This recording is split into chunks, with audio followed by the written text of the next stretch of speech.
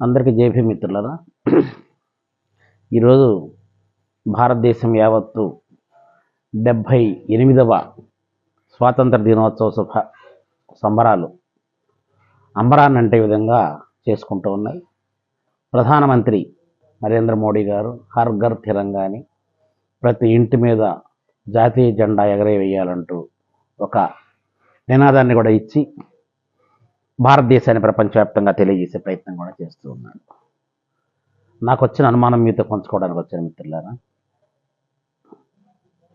అర్ధరాత్రి తెల్లవాడి నుండి నల్లవాడికి అధికారం బదలాయించబడినప్పుడు భారతదేశంలో ఉన్న 87% పేద ప్రజానీకం, అట్టడుగు బడుగు బలహీన వర్గాలు, నిమ్న జాతులు అన్నీ కూడా నిద్రావస్థలో ఉన్నాయి.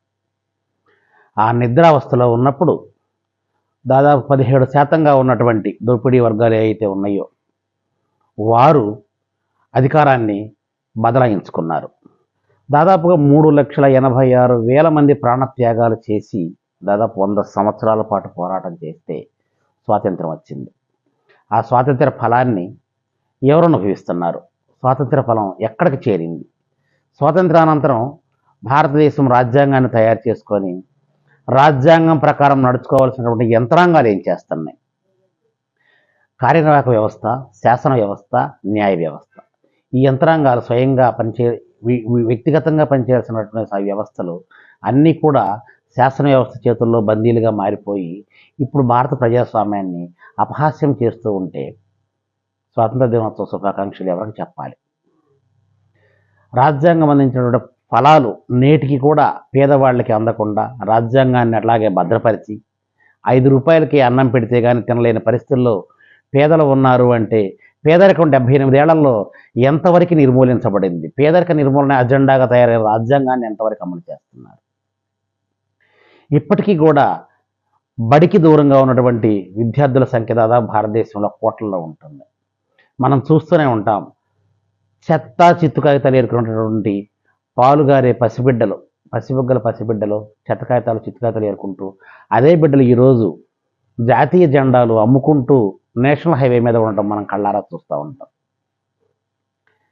బడికి పోకుండా కూలికిపోయేటటువంటి బిడ్డలు ఎన్నో లక్షల మంది ఉన్నారు. వారికి స్వాతంత్ర శుభాకాంక్షలు తెలియచేద్దామా? లేదంటే అర్ధరాత్రి స్త్రీ స్వేచ్ఛగా తిరగాలి, తిరిగిన నాడే మనకు స్వాతంత్రం వచ్చినట్టు అని గాంధీ గారు చెప్పిన మాటలను గుర్తు చేసుకొని 6 సంవత్సరాల పసిబిడ్డని, 5 నెలల పసిబిడ్డని, అమాయకులైనటువంటి ఆడబిడ్డల్ని, 9 సంవత్సరాల పసిబిడ్డని, 60 ఏళ్ల వృద్ధురాలని నిర్దాక్షిణ్యంగా అత్యాచారం చేసి దారుణంగా చంపేస్తున్నారు. వాళ్ళకు శుభాకాంక్షలు తెలియచేద్దామా? చివరికి హై స్కూల్లో చదువుకునే బిడ్డలకు సైతం గంజాయి మత్తు అలవాటు చేసి భారతదేశంలో పసిబిడ్డలను సైతం మత్తులో ముంచుతున్నటువంటి పాలకులకి స్వాతంత్ర దినోత్సవ శుభాకాంక్షలు తెలియచేద్దామా? ఆరుగాలం పండించి అప్పులు పాలై ఆత్మహత్యలు చేసుకుంటున్నటువంటి రైతన్న కుటుంబాన్ని ఏ ప్రభుత్వం పట్టించుకోవడం లేదు. ఆ రైతన్న కుటుంబాలకు ఆత్మహత్యల్లో 3వ స్థానంలో ఉంది ఆంధ్రప్రదేశ్ రైతుల ఆత్మహత్యల్లో. ఆ రైతన్నలకు శుభాకాంక్షలు అందచేద్దామా? భారత రాజ్యాంగం రైతులకి విత్తనాలు, ఎరువులు, పురుగు మందులు ప్రభుత్వమే కర్మాగారాలు స్థాపించి ప్రభుత్వమే తయారు చేసి నిఖార్సైనటువంటి స్వచ్ఛమైనటువంటి కల్తీ లేని విత్తనాలు, ఎరువులు, పురుగు మందులు అందించి రైతులకి సకాలంలో పంటలు పండేలాగా చేసి ఆ పంటల్ని ప్రభుత్వమే కొనుగోలు చేసి ప్రభుత్వమే పంపిణీదారుగా మారి ప్రజలకు అందిస్తే, దళారీ వ్యవస్థ నిరోధిస్తే రైతు బాగుంటాడు, ప్రజలు బాగుంటారని చెప్పి రాజ్యాంగంలో రాసినటువంటి రాజ్యాంగ నియమాలని ఉల్లంఘించి తొంగలో తొక్కి ప్రైవేటు యాజమాన్యాలకి విత్తనాలు, ఎరువులు, పురుగు మందులు అమ్మి నకిలీ విత్తనాలతో రైతులను నడ్డి విరిచి ఆత్మహత్యలకు ప్రేరేపిస్తున్నటువంటి ప్రభుత్వాలకి స్వాతంత్ర దినోత్సవ శుభాకాంక్షలు తెలియచేద్దామా?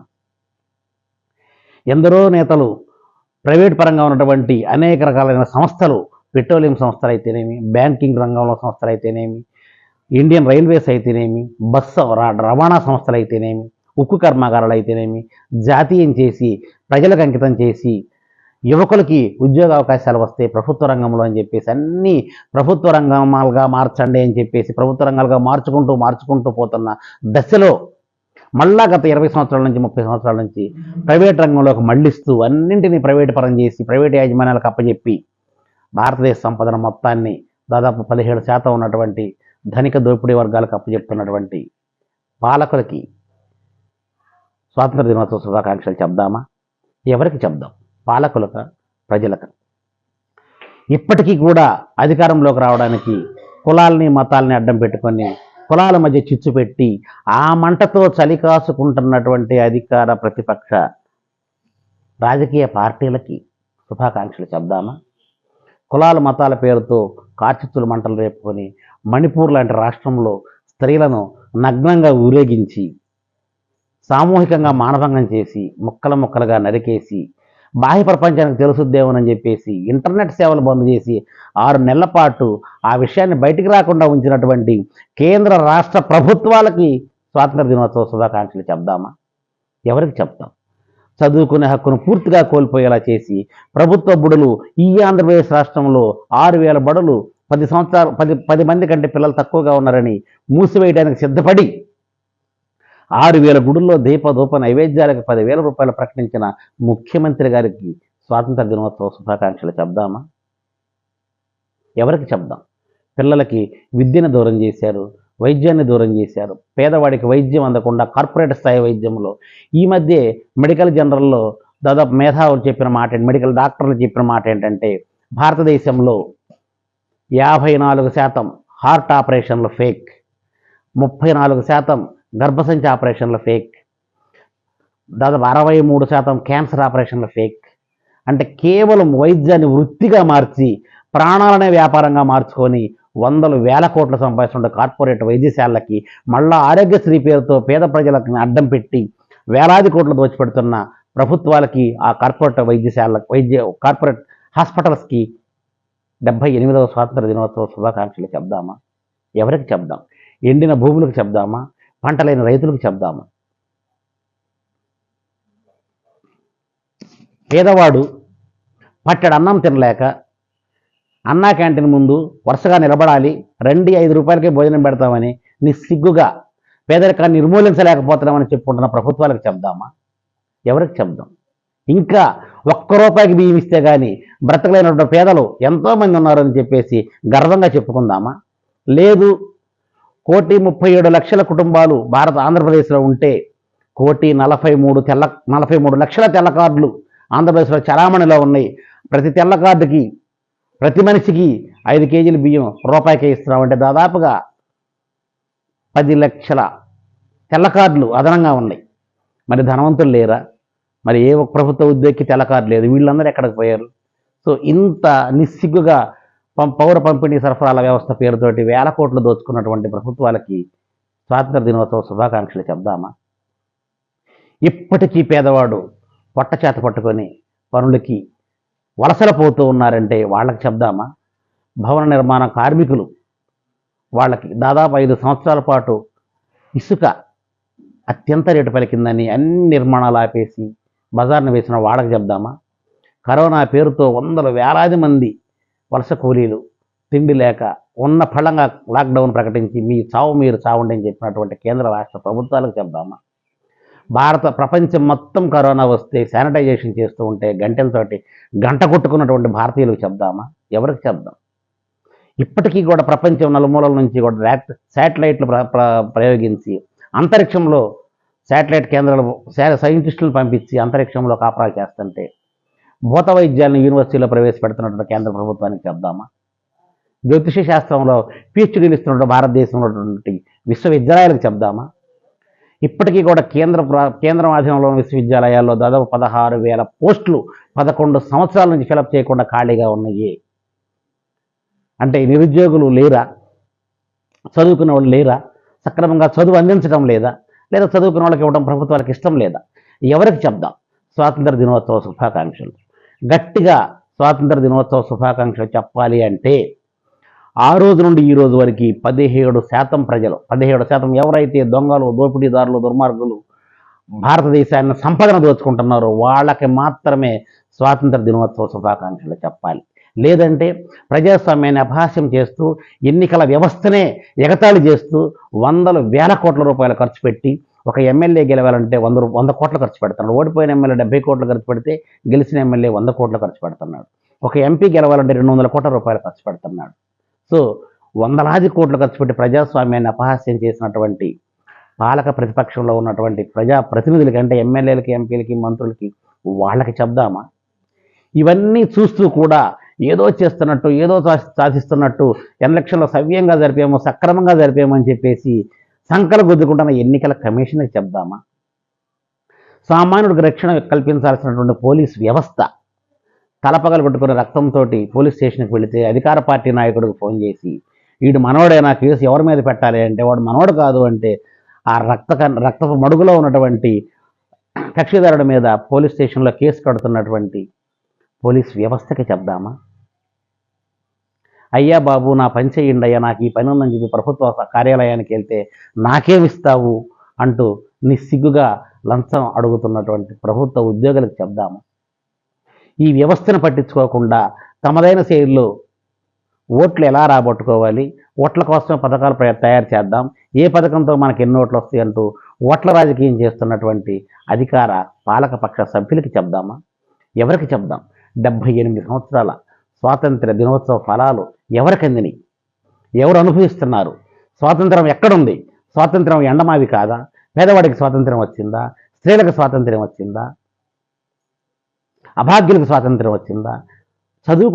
చదువుని ప్రాథమిక విద్యలో కలిపి 14 సంవత్సరాల నిండే వయసు వరకు తప్పనిసరిగా చదివించాలి అని ప్రాథమిక హక్కుల్లో రాజ్యాంగంలో పొందుపరిచినప్పటికీ విద్యని ప్రైవేటీకరణ చేసి, ఎవరైతే విద్యని కార్పొరేట్ స్థాయి చేసి విద్య మీద వేలాది కోట్లు సంపాదిస్తున్నారో వాళ్ళనే తీసుకెళ్లి మళ్ళీ ప్రజాప్రతినిధులుగా గెలిపించి ప్రభుత్వంలో మంత్రులుగా కూర్చోబెడుతున్నటువంటి పాలక పక్షాలకి స్వాతంత్ర దినోత్సవ శుభాకాంక్షలు చెప్దామా? ఇలా చెప్పుకుంటూ పోతే ఒకటా రెండా, ఎన్ని.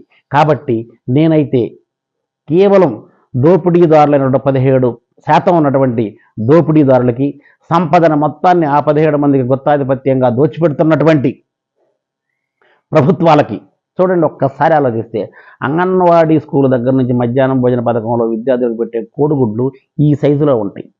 అవి కూడా రబ్బర్ గుడ్లు లాగా ఉంటాయి. ఉడకబెట్టిన తర్వాత అవి తినడానికి ఏ మంత్రి అయినా, ఏ ఎమ్మెల్యే అయినా, ఏ ప్రజాప్రతినిధి అయినా వాళ్ళ బిడ్డల్ని అంగన్వాడీకి పంపిస్తున్నాడా? వాళ్ళ బిడ్డలను హై స్కూల్కి పంపించి ఆ అన్నం తినిపిస్తున్నాడా? తినిపించడు. ఎవరు తినిపించరు, ఎవరు తినరు. సో ఇప్పటికీ కూడా గవర్నమెంట్ స్కూళ్ళల్లో పేదవాడే చదువుతున్నాడని చెప్పి పేదవాడి మీద వివక్ష చూపిస్తూ వాడికి ఏం పెడుతున్నారో కూడా తెలియని పరిస్థితుల్లో ప్రభుత్వాలు డబ్బాలు కొట్టుకుంటూ మళ్ళా ఓట్లు వేయించుకుంటుంటే మాట్లాడకుండా మౌనంగా ఉన్నటువంటి మేధావులకి 78వ స్వాతంత్ర దినోత్సవ శుభాకాంక్షలు చెప్దామా? వాటి వైపు కలం పెట్టి రాసి కన్నెత్తి చూసి ప్రపంచానికి వెలుగెత్తి చాటాల్సినటువంటి కవులు మౌనం వహిస్తున్నారు. కవి పొంగవలకి 78వ స్వాతంత్ర శుభాకాంక్షలు చెప్దాం, దినోత్సవ శుభాకాంక్షలు చెప్దాం. ప్రజా ఉద్యమాలు చేయాల్సినటువంటి ప్రజా సంఘాల నాయకులు, ప్రతిపక్ష పార్టీలు, మేధావులు, రచయితలు, కవులు, కళాకారులు అందరూ కులాల కుంపట్ల దగ్గర ఆ మంటల్లో చలిగాసుకుంటూ సామాన్యుని గాలికి వదిలేసి ప్రజాస్వామ్యాన్ని పరిహాసం చేస్తున్నటువంటి ప్రభుత్వాన్ని నిలదీయకుండా ఎవరి స్వార్థంతో వాళ్ళు కుంపట్లు పెట్టుకున్నందుకు వాళ్ళకి స్వాతంత్ర దినోత్సవ శుభాకాంక్షలు చెప్దామా? ఎవరికి చెప్దాం మిత్రులారా? దేశం అంతా కలుషితమైపోయిందని నేను అనట్లేదు, కానీ ప్రజాస్వామ్యం కలుషితమైపోయింది. ప్రజల మనసులో కలుషితమైపోయింది. కులంతో, మతంతో, అధికార పార్టీతో. అసలు రాజకీయాలంటే రక్త సంబంధాలు సైతం విడదీసి వాడొక పార్టీలో వీడొక పార్టీలో ఉండి కుటుంబ బంధాలని, బాంధవ్యాలని, మన సాంప్రదాయాలని సైతం మంట కలుపుతున్నటువంటి రాజకీయ పార్టీలకి 78వ స్వాతంత్ర దినోత్సవ శుభాకాంక్షలు చెప్దామా? సో మిత్రులారా, భారతదేశాన్ని పరిపాలిస్తున్నామన్న పేరుతో ప్రపంచ బ్యాంకుకు పాలెగాళ్లగా మారినటువంటి పాలకులకు మాత్రమే స్వాతంత్ర దినోత్సవ శుభాకాంక్షలు. వాళ్ళు దోచిపెడుతున్నటువంటి 17% దోపిడీదారులకు మాత్రమే స్వాతంత్ర దినోత్సవ శుభాకాంక్షలు. మిగిలిన పేద ప్రజాల మొత్తానికి ఈరోజు బ్లాక్ డే మిత్రులారా. కనీసం ఈ రోజు నుంచైనా కవులు, కళాకారులు, ప్రజాస్వామికవాదులు, నాయకులు, సంఘాల నాయకులు అందరూ ఏకంగా ముందుకు వచ్చి భారత రాజ్యాంగాన్ని కాపాడుకొని రాజ్యాంగ ఫలాన్ని పేదవాడికి అందించే విధంగా అందరం ఒక్కడుగు కలిసి ముందుకేద్దాం. ప్రజాస్వామ్యాన్ని కాపాడుకుందాం, పేదవాడికి రాజ్యాంగ ఫలాలు అందజేద్దాం, పేదరికాన్ని దూరం చేద్దాం, కులాన్ని నిర్మూలిద్దాం. అప్పుడే భారతదేశం అభివృద్ధి చెందిన దేశంగా మారుతుంది. అప్పుడే నిజమైన స్వాతంత్రం వెలుతుంది. ప్రజలను చైతన్యపరుద్దాం మిత్రులారా. ఇదే 17% దోపిడీదారులకి స్వాతంత్ర దినోత్సవ శుభాకాంక్షలు తెలియజేస్తూ మిగిలిన వాళ్ళందరికీ బ్లాక్ డేగా ప్రకటిస్తూ శాల్యూట్. జై భీమ్.